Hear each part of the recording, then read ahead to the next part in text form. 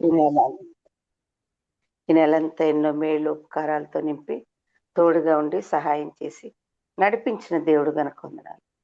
మారిన మాట తప్పని దేవా, ఆయా పరిస్థితిలో కృంగిన వేళల్లో లేవనెత్తి మమ్మల్ని బలపరిచి నీ బిడ్డలుగా సొత్తుగా జనాంగ ఉంచి నాయన బలహీన సమయంలో నాయన నీ బలమును ప్రసాదించి మమ్మల్ని బలపరిచిన దేవా నీకు వందనాలు.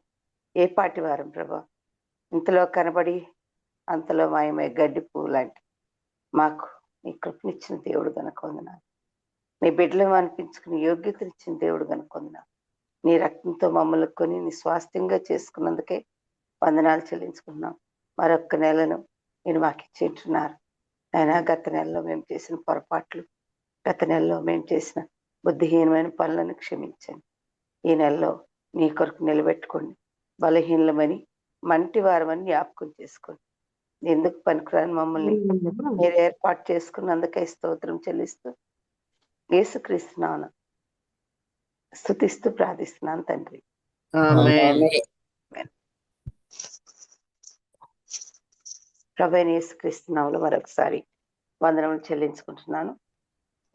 పోయిన వారంలో మరి మనందరం కూడా ఒక బలహీనులని దేవుడు ఎలా ఏర్పరచుకున్నాడు, మరియ గురించి మనం నేర్చుకున్నాం. ముగ్గురు మరియల గురించి మనం ఆలోచిద్దాం అనుకున్నాం. అయితే ఈ యొక్క మరియ తల్లి అయిన మరియని దేవుడు ఎలా ఏర్పరచుకున్నాడు, ఎలా మాట్లాడినాడు, ఎలా బలపరిచినాడు అని చెప్పి మనం విన్నామండి, చూసాం. అయితే ఈ వారంలో ఇంకొక మరియ గురించి మనం ఆలోచించేద్దాం. బలహీనులని, ఎన్నిక లేని వారిని దేవుడు తృణీకరించే దేవుడు కాదు.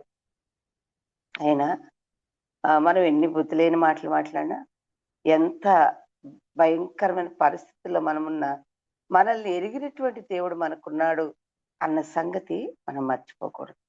ఎప్పుడు కూడా ఆయన కృప మనకు తోడుగా ఉంది. మరి ఆయన మనల్ని మనుషులు అందరు త్రోసివేసినా సరే ఈ దేవుడు త్రోసివేయని దేవుడిని గ్రహించుకోవాలి. ఒకటి, మనుషులు ఎన్నో నిందలు వేయచ్చు, అవమానాలు పాలు చేయొచ్చు. కానీ మన దేవుడు నిందల్లో నుండి లేవనెత్తి ఎక్కడ అవమానించబడ్డామో అక్కడే ఘనపరిచే దేవుడని గుర్తుపెట్టుకోండి. మరి ఆయన యథార్థ హృదయుల కొరకు ఎదురు చూస్తున్నవాడని, బలహీనులని బలపరిచే దేవుడని గుర్తుపెట్టుకోండి. మరి ఈ రోజున మనం ఎంత బలహీనంగా ఉన్నా సరే, ఎండకి ఎండి వానకు తడిచి శారీరకంగాను ఆత్మీయంగాను ఎంతో బలహీనం, ఆత్మీయంగా మరి బలహీనం అయినా కూడా దేవుడు బలహీనులకి ఏం చేస్తాడంట, ఊతనిచ్చే దేవుడని, అంటే సహాయం చేసే దేవుడని. మన బలహీనతలు ఎప్పుడు బలహీనంగా ఉంటావా? మరి నాకు తెలిసిన ఒక అమ్మ ప్రార్థనలో ప్రభా పడిపోయా ప్రభా అనేది. అయితే ఎప్పుడు లేస్తావే అనేవాడు వాళ్ళ ఆయన. ఎప్పుడు లేస్తావు, ఎప్పుడు పడిపోయానంటావు అనేవాడు. కానీ దేవుడు అలా మాట్లాడు, బలహీన లేవని దేవుడు. మరి ఆయన కనికరములు సమస్త కార్యముల మీద ఉన్నాయి గనక దేవునికి ఎంతో వందనాలు. పోయిన వారంలో మనం ఏం చూసుకున్నామంటే, ఆయన ఈ లోకంలో ఉన్న వాళ్ళందరూ యాక్టివ్గా ఉన్న వాళ్ళని, బెస్ట్ అండ్ బ్యాలెన్స్డ్ వాళ్ళని, సి అంటే కేపబుల్, పని పట్ల శ్రద్ధ కలిగిన వాళ్ళు, కేర్ ఉన్న వాళ్ళని తీసుకుంటారు. డి అంటే డాజ్లింగ్, అంటే చాలా షార్ప్గా ఉండి పనిచేసే వాళ్ళని కంపెనీస్లో తీసుకుంటారు. ఎంతూజియాస్ట్ అండ్ ఎడ్యుకేటెడ్ వాళ్ళని తీసుకుంటారు. కానీ మన దేవుడు ఎవరిని తీసుకున్నాడంట? దేవుడు ఇచ్చిన పిలుపు ఉన్నతమైంది.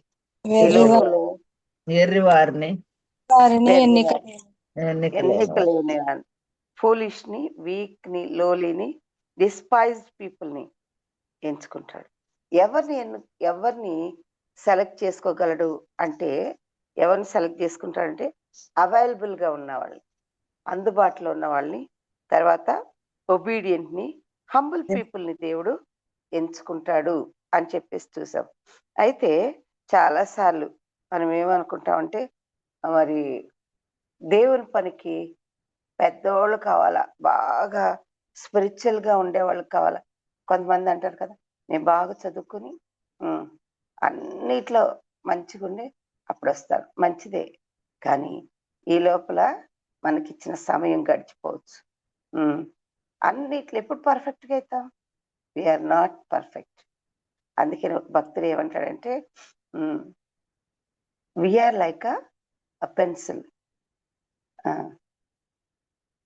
గాడ్ హ్యాస్ ఎరైజర్స్ అంటే మన పెన్సిల్‌తో పిచ్చి పిచ్చి గీతలన్నీ గీసినప్పుడు దేవుడు దాన్ని ఎరైజ్ చేస్తా మన జీవితాలను సరిచేస్తా రాయిస్తాడు. God has erasers. మనము ఎన్ని మిస్టేక్స్ చేసినా సరే మన పోయిన వారం నేను చెప్పినట్టు గుర్తుంది నాకు. దేవుడు మన ఏం చేస్తాడు? మన చెయ్యి పట్టుకుంటాడు. సాతానుడు కూడా పట్టుకుంటాడంట. మన పల్స్ చూస్తాడట. మనం ఎప్పుడు పడిపోతామో అప్పుడు ఎప్పుడు పడిపోతాం, ఎప్పుడు బలహీనంగా ఉంటామో అప్పుడు మనల్ని లాక్కొని పోవడానికి చూస్తాడు. ఈ యొక్క చేతుల్ని ఎవరికిస్తామనేది మన చేతిలో ఉంది. ఎవరికిస్తాం?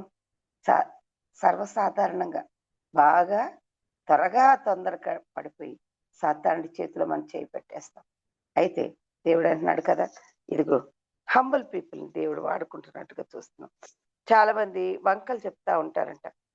ఇర్మియా గ్రంథంలో ఒక మాట అంటాడు. ఇర్మియా గ్రంథం ఒకటో అధ్యాయంలో, ఇర్మియా గ్రంథంలో ఒకటో అధ్యాయం 4వ వచనంలో మరి యెహోవా వాక్కు నాకు ప్రత్యక్షమై ఇలాగ సెలవిచ్చును. గర్భంలో నిన్ను రూపింపక మునిపే నిన్నెరుగుతిని. నీ గర్భంలో నుండి బయలుపడక మునిపే నేను నిన్ను ప్రతిష్ఠించితిని. జనములకు ప్రవక్తగా నిన్ను నియమించితిని. అందుకు అయ్యో ప్రభువగు యెహోవా చిత్తగించుము నేను బాలుడిని. మాట్లాడుటకు నాకు శక్తి చాలదు అని నేననగా యెహోవా నాకు సెలవిచ్చెను. నాకిలాగ సెలవిచ్చెను. నేను బాలుడిననవద్దు. నేను నిన్ను పంపు వారి యొద్దకు నీవు పోవలెను. నీకాజ్ఞాపించిన సంగతులన్నీయు చెప్పవలెను. ఏమంటున్నాడు? నేను బాలుడనే అని వంకలు చెప్తా ఉంటా. హ్మ్. చేసే పనులేం పెద్ద పెద్ద పనులు చేస్తాం. అన్నీ ఆ! తెలిసినట్టుగా చేస్తాం మనం. కానీ ఆహ్, దేవుని పని విషయం వచ్చేసరికి అయ్యో! నేను చిన్నోడినండి. ఏం చెప్తే ఏమి వస్తదో తంట అని భయపడతా ఉంటాం. దేవుని పని చేయడానికి భయపడనక్కర్లేదు. దేవుని విషయాలు మాట్లాడడానికి భయపడనక్కర్లేదు. నీ చేతిలో ఏముందంట? రెండంచులు గల ఖడ్గం ఉంది. నీతో దేవుడు మాట్లాడితే, దేవుడు తప్పకుండా ఇతరులతో మాట్లాడతాడు. నేను పోయిన వారం చెప్పాను. ఏమని? భయపడకూడదు. సమయానుకూలంగా మాట్లాడాలి. దేవుడు నాకు టెస్ట్ పెట్టాడు తెలుసా? మొన్న వస్తా ఉంటే నేనొచ్చిన ట్రైన్‌లో ఒక సహోదరి కనపడింది. ఆమె నన్నడిగి నేను మామూలుగా కూర్చొని ఆహ్, మేమిద్దరం నాతో పాటు మా తమ్ముడు కూతురొచ్చింది.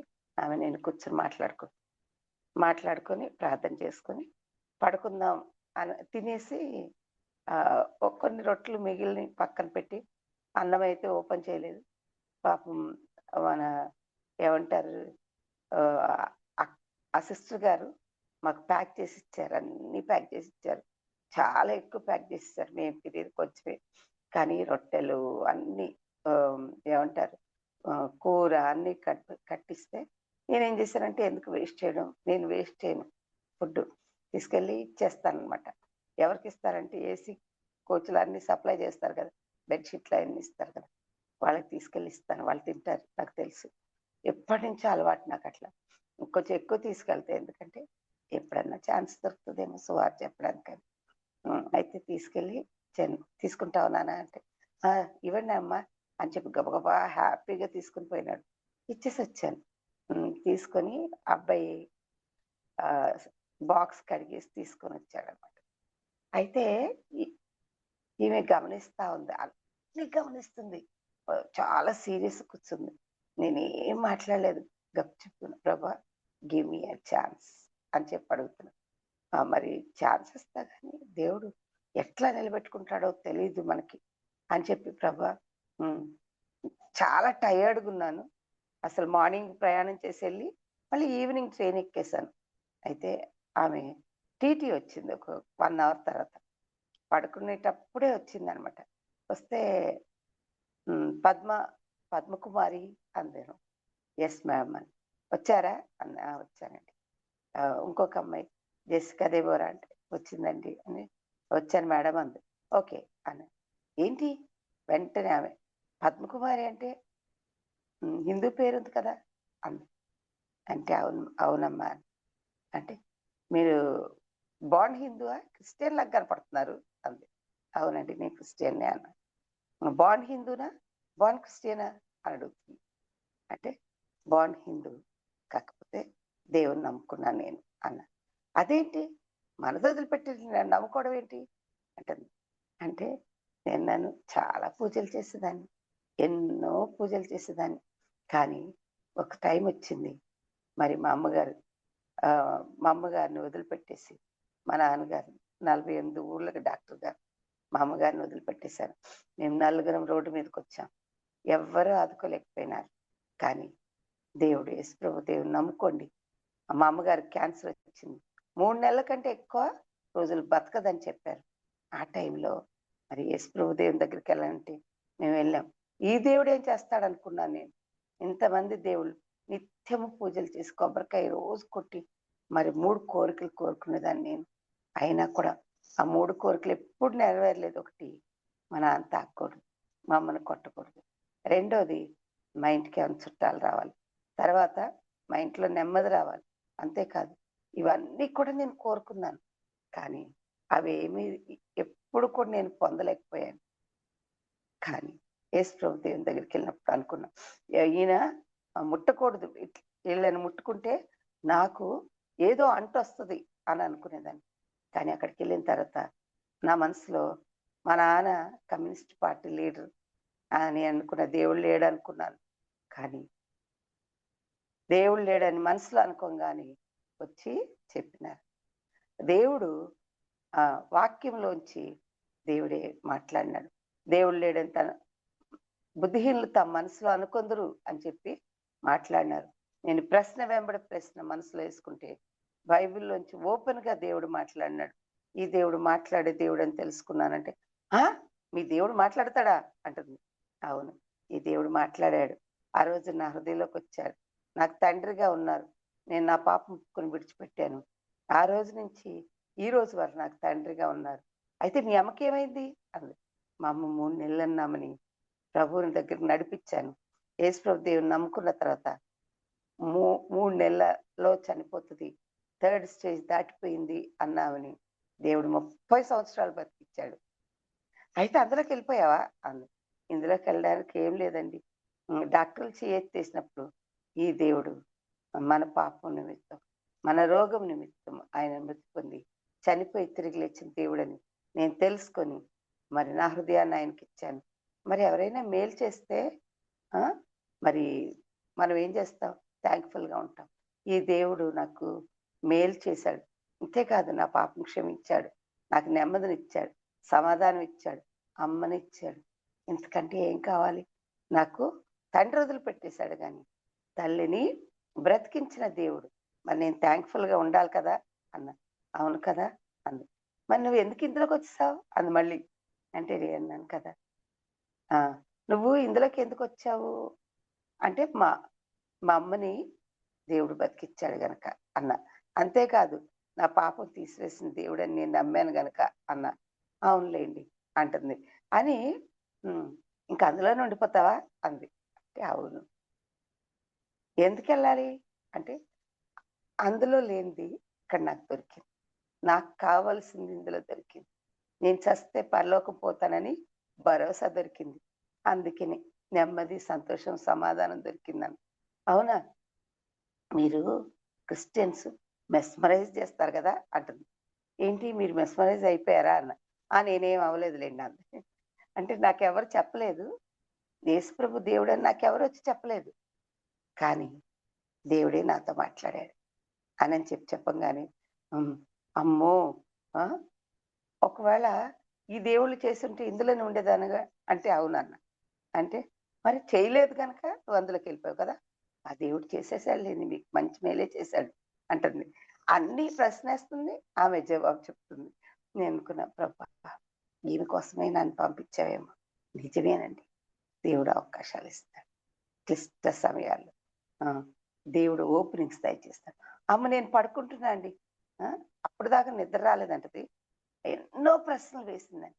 ప్రశ్న వెంబడి ప్రశ్న వేస్తూనే ఉంది అండి. ఎందుకు దేవుడు అవకాశం ఇస్తాడు?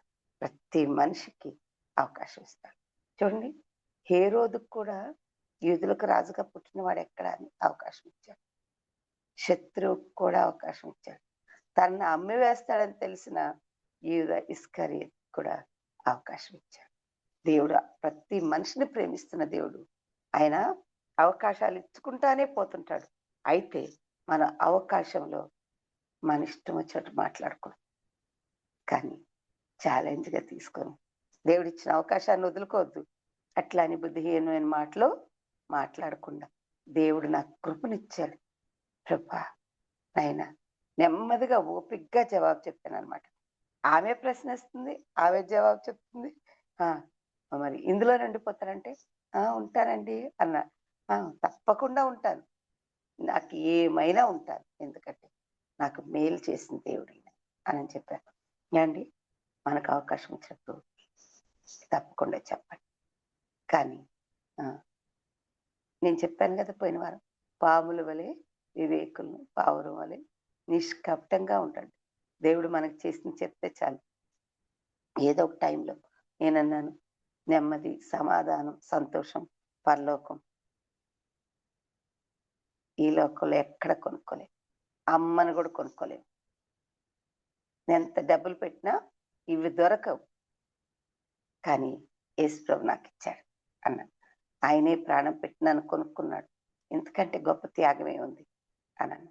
అవునండి, మనము ప్రభు వారిని ఏం చేయాలంటండి, మరి యోహాను సువార్త 20వ అధ్యాయం ఎవరిని ఎంచుకున్నాడంటే, తల్లి గర్భంలో నేను నిన్ను రూపింపక మునిపే నిన్ను ఎరుగుతిని, నేను బాలుడను, మాట్లాడటకు నాకు శక్తి చాలదని.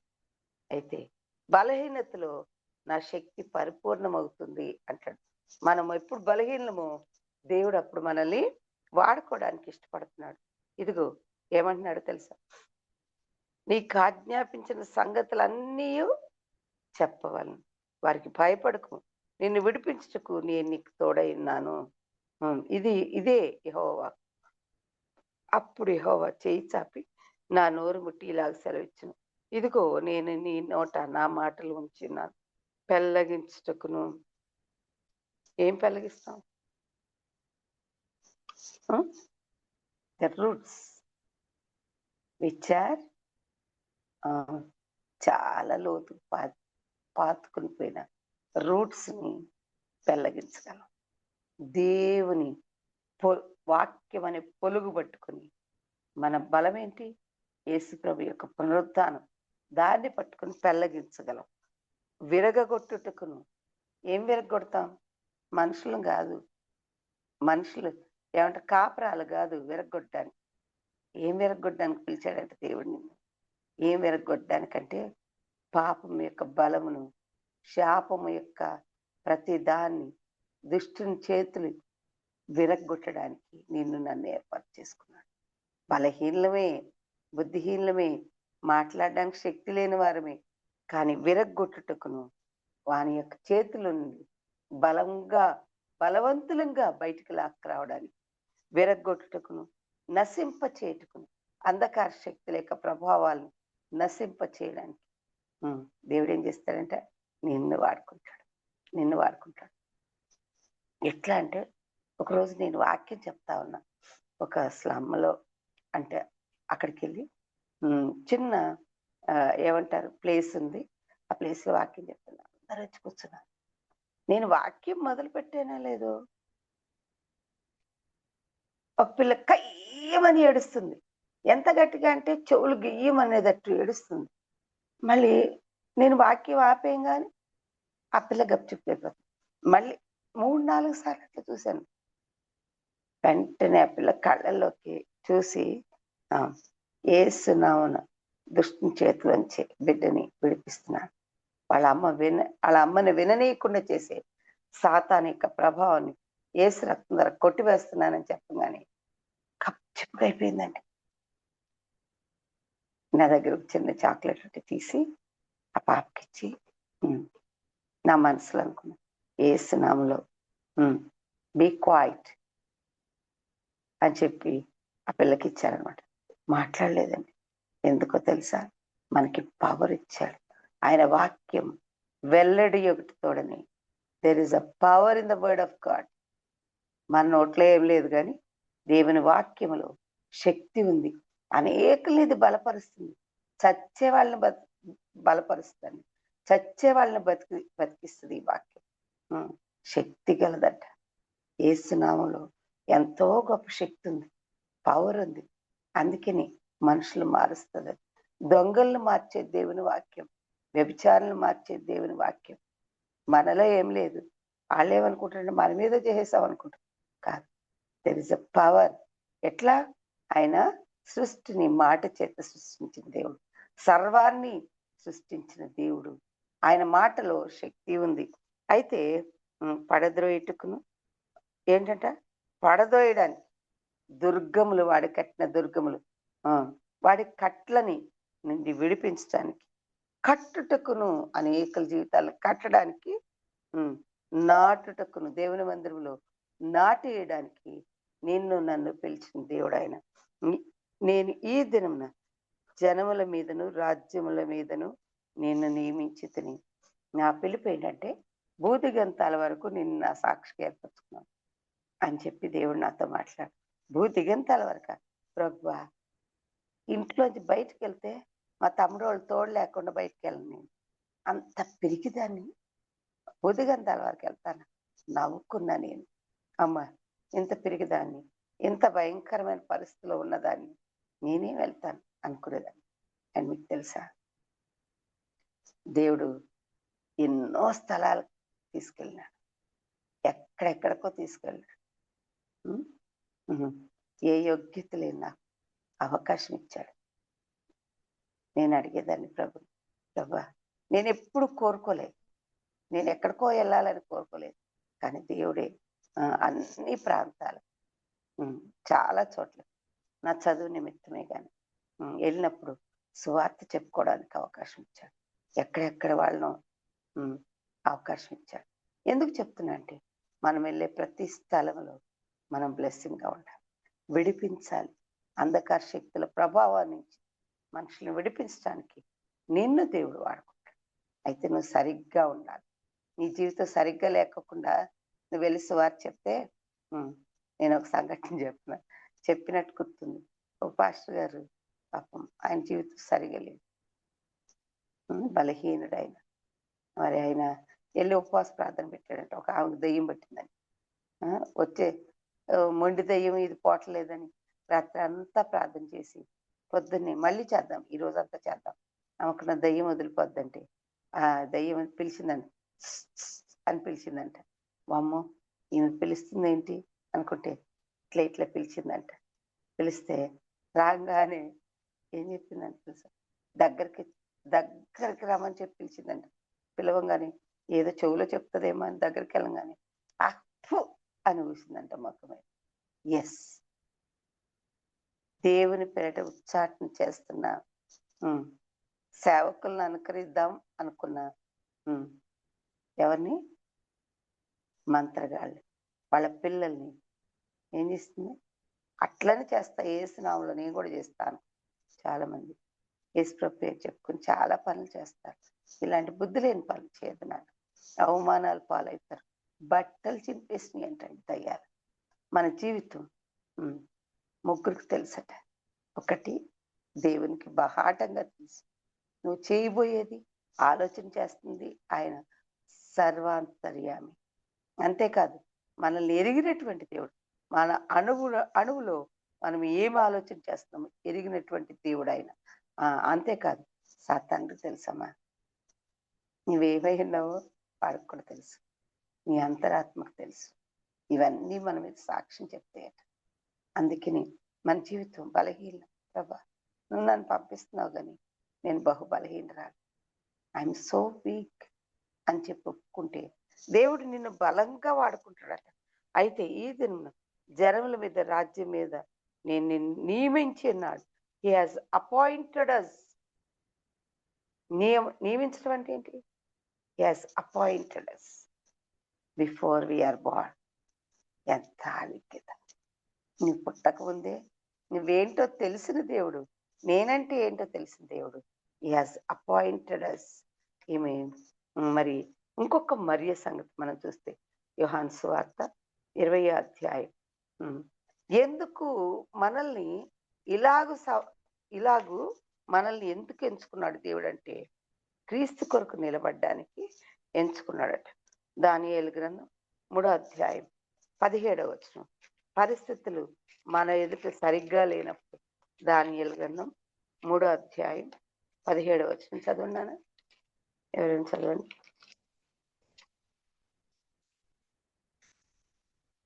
మూడో అధ్యాయం 17వ వచనం. నేను సేవించుచున్న దేవుడు చున్న వేడిమి గల ఈ అగ్నిగుండంలో నుండి మమ్మను తప్పించి రక్షించుటకు సమర్థుడు. నీ వచన పడకుండా రక్షించును. ఏమంటున్నాడు? రాజుతో ఇలా షద్రక్ మేషక్ అబేద్నెగో వారు రాజుతో ఇలా చెప్పి, నెబుకద్నెజరు ఇందును గుర్చి నీకు ప్రత్యుత్తరం ఇవ్వాలని మాకు చింత లేదు, చింత మాకు లేదు. మేము సేవించుతున్న దేవుడు మండుతున్న వేడిమి గల ఈ అగ్నిగుండంలో నుండి మమ్మల్ని తప్పించి రక్షించటకు సమర్థుడు. మరియు నీ విషమును పడకుండా ఆయన మమ్మల్ని రక్షించును. ఒకవేళ ఆయన రక్షింపకపోయినను రాజా, నీ దేవతలకు మేము పూజింపమని నీవు నిలబెట్టించిన బంగారు ప్రతిమ నమస్కరింపమని తెలుసుకును. ఎంత స్టాండ్ కదండి! గట్స్ ఉన్నాయి వాళ్ళకి, ధైర్యం ఉంది. మనుషులే మనలాంటి వారే, పరిస్థితులకు లొంగిపోవడం లేదు. అమ్మా, ధైర్యంగా ఉంటాం. రక్షించుటకు సమర్థుడని తెలుసుకో. ఒకవేళ రక్షించకపోయినా, ప్రాణాలు పోయినా, నువ్వెవరో మాకు తెలియదని చెప్పొద్దు. ప్రాణాలు పోయినా ఆయనే నా దేవుడు అని చెప్పాలి. మన దేవుడు, నా దేవుడు, హీఈస్ మై లార్డ్ అని చెప్పాలి. ఈయన అంటున్నాడు కదా, మేము సేవించున్న దేవుడు మండుతున్న వేడిమి గల. అసలు ఆయనకి 7 అంతలు బీపీ పెరిగిందంట రాజుకి. నేను చెప్పింది చేయకోకుండా ఒక్కొక్కసారి బీపీ పెరిగిపోద్ది మనుషులకి. వెంటనే ఇట్లాంటి శ్రమల గుండా తీసుకెళ్తా. అయినా కూడా డోంట్ వరీ, రాబోయే కాలంలో మనకి ఎలాంటి పరిస్థితులు ఉన్నాయో తెలియదు, కానీ స్త్రీలంగా నడుం కట్టుకుని, మనస్సు అనే నడుం కట్టుకుని ధైర్యంగా దేవుని కోసం నిలబడితే దేవుడు మన కొరకు నిలబడతారు. అయితే 7 అంతలు వేయడంగా చేయమని ఆజ్ఞ ఇచ్చింది. మరియు తన సైన్యంలో 2 బలిష్ఠుల్లో కొందరిని పిలిపించి షద్రక్ మేషక్ అబేద్నెగో అనే వారిని బంధించి వేడిమి కలిగి మండుచున్న అగ్నిగుండంలో వేయడని ఆజ్ఞగా వారు వారి అంగీలను, నిలువుటంగీలను, పై వస్త్రమును, తక్కిన వస్త్రం తీయకయే ఉన్న పాటున ముగ్గురిని వేడిమి గల మండుచున్న అగ్నిగుండంలో పడవేసి, రాజాజ్ఞ తీవ్రమైనందున గుండం మిక్కిలి వేడిమి గలదైనందున షద్రక్ మేషక్ అబేద్నెగోలు విసిరివేసిన ఆ మనుషులు అగ్ని జ్వాలల చేత కాల్చబడి చనిపోయారు. ఏంటంటే వేసిన వాళ్ళు చచ్చిపోయారంట. వేసిన వాళ్ళు చచ్చిపోయారు. నీ దేవుడు వట్టి దేవుడు కాదు, గట్టి దేవుడు. So trust him. ఒకవేళ మనల్ని అందులో కాల్ చేసినా సరే, అందుకనే త్యాగం కలిగిన అనేక మంది మిషనరీస్ ఎట్లా చనిపోయినారు, శిష్యుల్ని ఎలా కాల్ చేసినారు, ఎలాగూ తలకిందులేసి సిలువ వేశారు. ఆ రోజుల్లో రష్యా దేశంలో శ్రమ వచ్చిందంట. యేసు ప్రభు గురించి చెప్పడానికి అవకాశం దొరక్క, వాక్యం దొరక్క విశ్వాసులు జైల్లో వేయబడినప్పుడు పెన్నుల్లో, చాక్లెట్లో వాక్యం పెట్టి ప్లాస్టిక్ పేపర్తో చుట్టి వాక్యము ఒకరికొకరు చాక్లెట్ అందించుకునేవాళ్ళట. పెన్నుల్లో పెట్టి దానిలో వాక్యం విని ఒక్కొక్క వాక్యము కంటతా పట్టుకునేవాళ్ళట. అలాంటి సమయంలో ఒక పాప వాళ్ళ అమ్మ నాన్న జైల్లో ఉంటే మమ్మీ ఇదిగో ఐ లవ్ యూ అని చెప్పేసి ఏం చేసిందంట, చిన్న పేపరు తన పెన్సిల్ చుట్టి దాని మీద రాసిందంట, ఐ లవ్ యూ అని పైన రాసి, mummy I will stand for the lord, you also stand for the lord అని చెప్పి రాసిందంట. లోపలికి ఆ పెన్సిల్ తీసుకెళ్ళి మా మమ్మీకి ఒక చిన్న ఏం చెప్పాలి, మెసేజ్ చెప్పాలి, చిన్న పెన్సిలే అని అడిగిందంట. పెన్సిల్ తీసుకెళ్ళి వాళ్ళ మమ్మీకి ఇచ్చిందంట. పెన్సిల్ మీద కవర్ లోపల ఏముంది, ఐ లవ్ యూ అని, the lord is my shepherd I shall not want అని చెప్పి రాసిచ్చిందంట. అట్లా అన్ని వచనాలు రాసుకెళ్ళి ఇచ్చే పెన్సిల్ వారానికి ఒకసారి నెలకు ఒకసారి పెన్సిల్ ఇస్తే ఆ పెన్సిల్ అందరికీ పాస్ ఆన్ చేసుకుని, పెన్సిలే కదా అనుకున్నారు చాలా. అయితే ఆ పాప ఒకసారి పట్టుబడిందంట. పట్టుబడినప్పుడు వాళ్ళ తల్లిదండ్రులను పిలిచి చెప్పినారట, ఇదిగో మీ పాప మీకు అన్ని అందించింది కదా, ఇప్పుడు మిమ్మల్ని ఏం చేస్తాం, పెనం మీద వేసి కాల్ చేస్తామన్నారట. పెనం మీద, ఎట్లాంటి పెనం అది, పెద్ద పెనం అంట.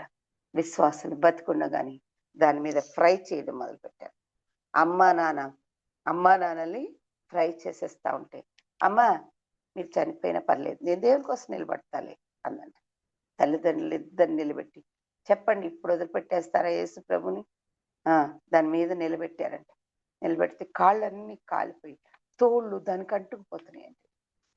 అయినా సరే, ప్రభా ఇంతకంటే ఎక్కువ శ్రమ పడ్డావు కదా, మేము నీకోసం నిలబడతాం, stand for the lord mummy, ఏం పర్లేదు, ఈ శరీరం ఇక్కడికే కానీ దేవుని కోసం నిలబడదాం, ఆయన మన కొరకు ప్రాణం పెట్టాడు అని చెప్తుందంట పిల్ల. ఇట్లా కాదని వాళ్ళు ఏం చేశారు తెలుసా, తల్లిదండ్రులు పెనం మీద పెట్టి ఆ పిల్ల మీద వేడి నూనె తీసుకొని వచ్చి, చెప్పండి ఇప్పుడు యేసు ప్రభు దేవుడు కాదనంటే వాళ్ళు అన్నారంట, ఆయనే మా దేవుడు, ఆయనే రక్షించు సమర్థుడు, రక్షించకపోయినా పర్లేదు మాకు అని అంటే, వేడి నూనె పిల్లల ముఖం మీద పోసాడు.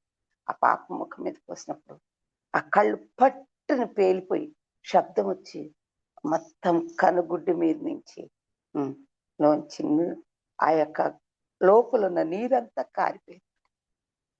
యేసయ్యా thank you, I'm coming to you అని చెప్పి ఆ బిడ్డ అక్కడే ప్రాణాలు పోస్తుంది.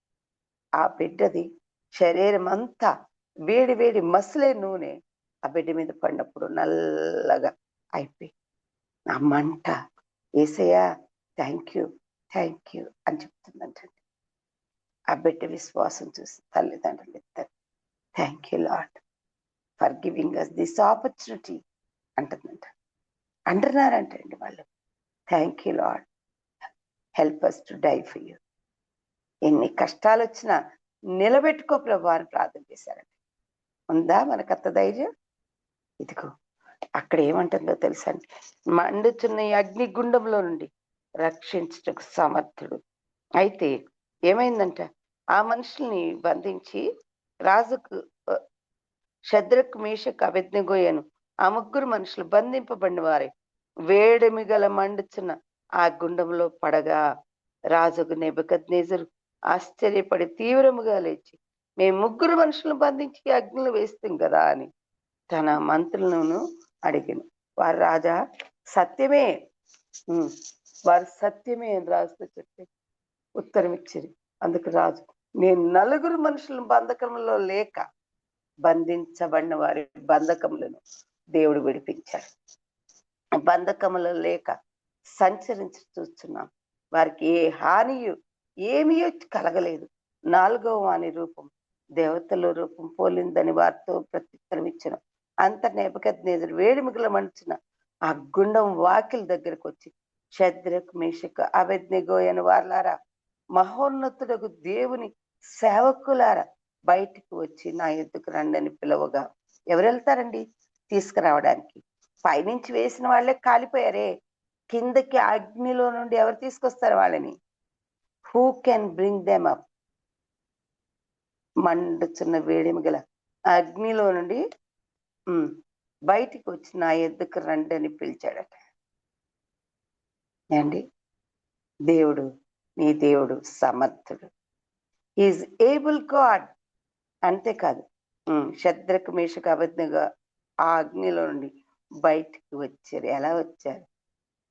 యేసయ్య తీసుకొని వచ్చారు అగ్నిలో నుండి.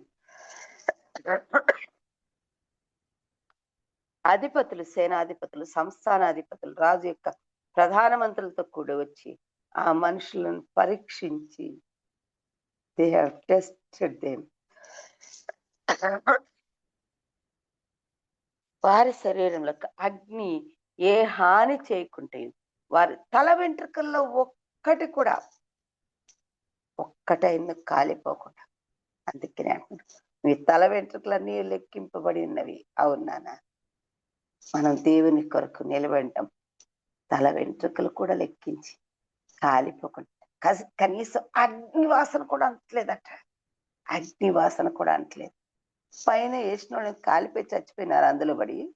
వీళ్ళని వేసిన వాళ్ళు అగ్ని వాసన కూడా లేకుండా ఉంటాం. మామూలుగా ఉంటాం. ఏమి వేసి పెట్టించాడు అందులో యేసయ్య? కాదు, ఆయనే ఉన్నాడు. ఆయన చేతుల్లో దాచుకున్నాడు ఆయన బిడ్డల్ని. Who can touch them? ఎవ్వరు ఆయన పిల్లలు ముట్టగలరు. నీ దేవుడు సమర్థుడు. ఇదిగో వస్త్రములు చెడిపోకుంటయు అగ్నివాసైన వారి దేహములకు తగలకుండా చూచి నెబుకద్నెజరు, శద్రకు, మేషకు, అబేద్నెగోను వీరి దేవుడు పూజారుడు. Is the God who can be worshipped. ఆయన పూజార్హుడు. ఆయన తన దూతను పంపి తను ఆశ్రయించిన దాసులను రక్షించెను. వారు తమ దేవుని కాక మరి ఏ దేవుని నమస్కరింపకయు ఏ దేవుని సేవింపకి ఉందని తన దేహములను అప్పగించి రాజు యొక్క ఆజ్ఞను వ్యర్థపరిచిరి. కాగా నేనొక శాసనం నియమించున్నాను, అదేమనగా ఇవ్విధంగా రక్షించడానికి సముద్రకు దేవుడు కాక మరి ఏ దేవుడు లేడు అని చెప్తున్నారు. ఈరోజు నీ దేవుడు ఎలాంటి దేవుడు తెలుసా? అవునా? మనం నిలబడాలి. ప్రభు కోసం నిలబడినప్పుడు చచ్చే వరకు ఏం చేస్తారు? ఈ శరీరాలను చంపేస్తారు, అంతేనా? మనలోనే ఆత్మను చంపడానికి భయపడాలి మనం, శరీరాన్ని చంపేవాడికి కాదు. పాపం చేయడానికి భయపడాలి మనం, ప్రభు కోసం చనిపోవడానికి కాదు. ఈ రోజున మరి ఇంకొక మాట మనం చదువుకున్నాం. ఇదిగో దేవుని కోసం నిలబడాలి. ఆయన పరీక్షకు నిలిచినప్పుడు దేవుడు మనకి సహాయం చేస్తాడు. బలము తనదని ఒక్క మారు దేవుడు సెలవిచ్చిన్నాడు. నేను వాక్యం చదవట్లేదు.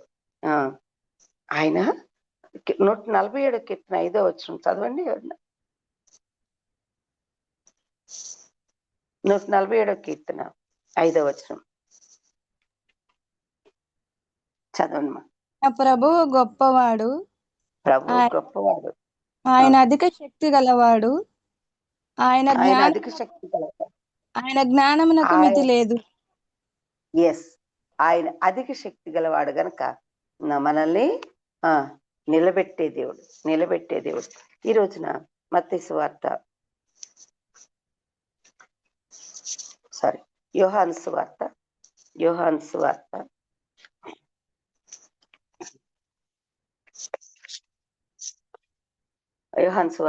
అధ్యాయం 15-16 వచనాలు చదవండి.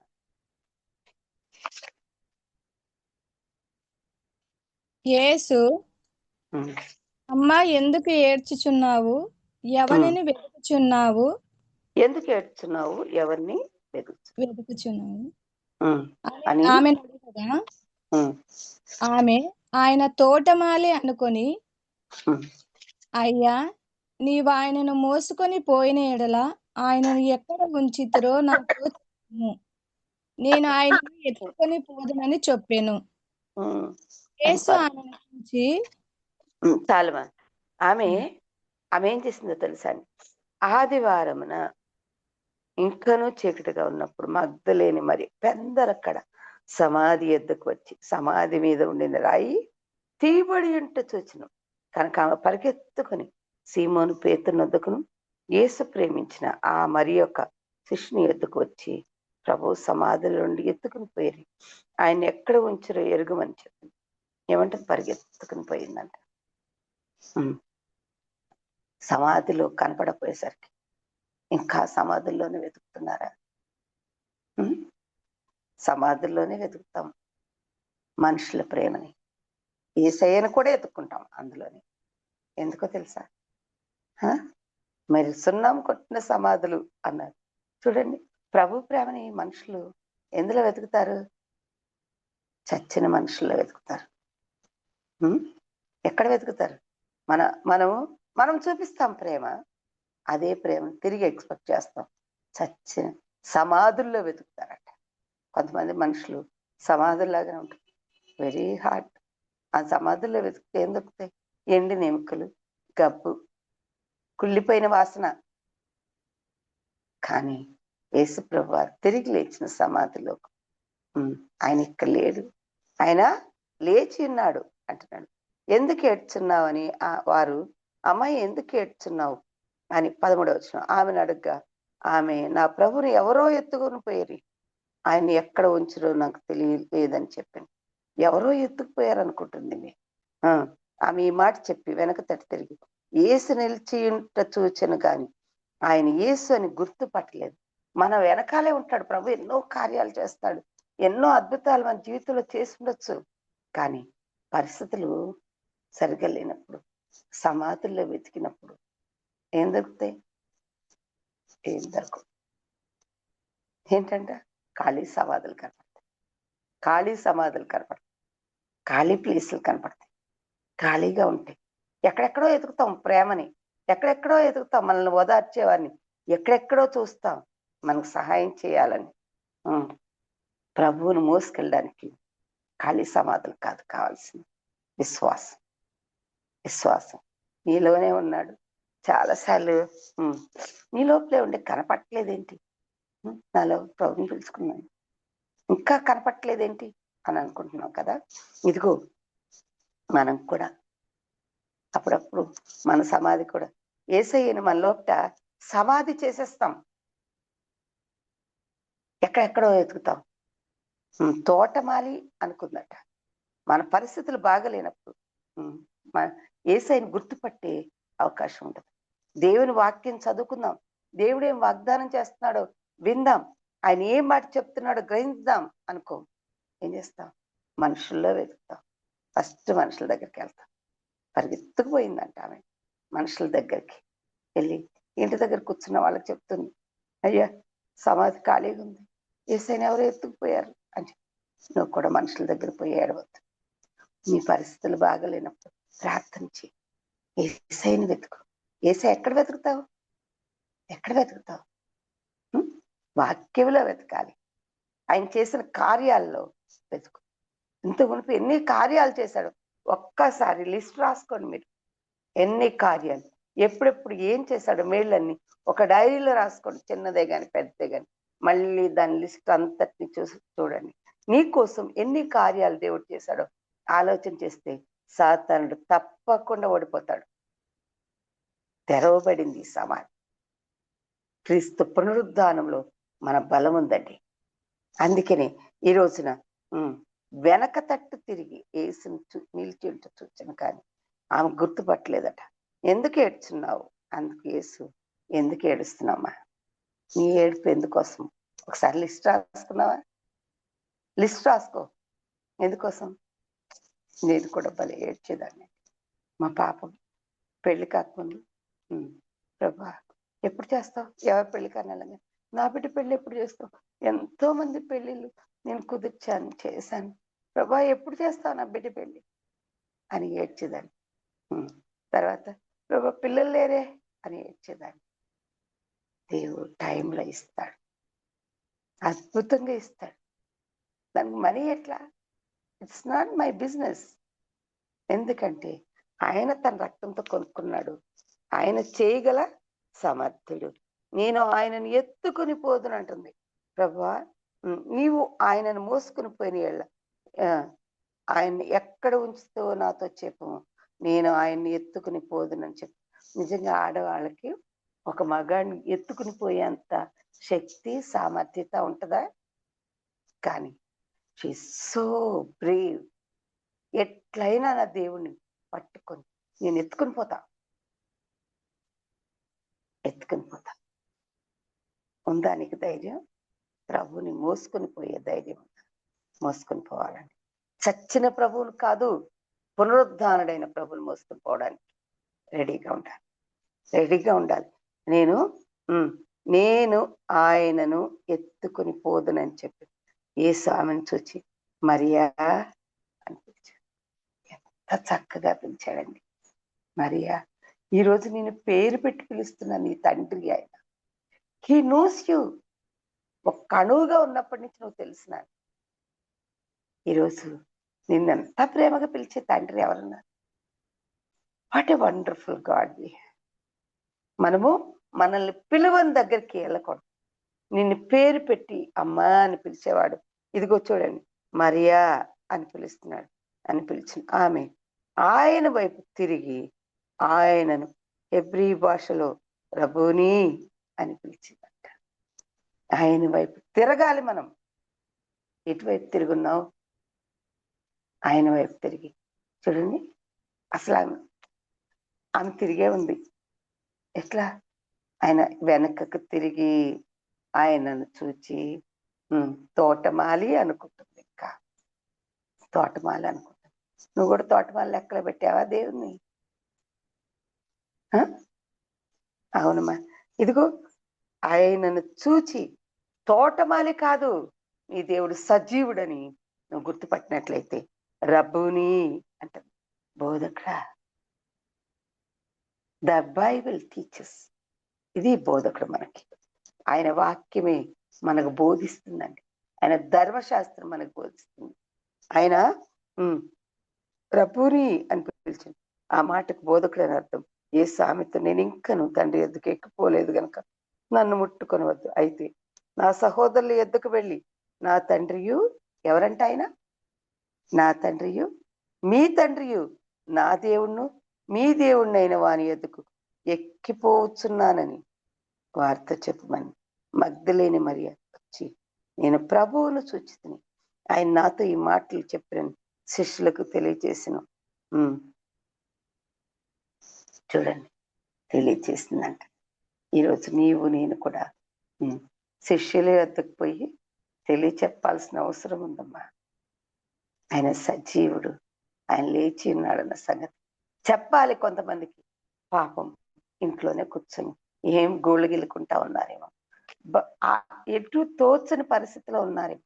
You are an encouragement to the pastors. You are an encouragement to the God's children. You are a brave lady. తెల్లవారుజాను సమాధుల్లోకి వెళ్ళేది బ్రేవ్ లేడీయే కదండి.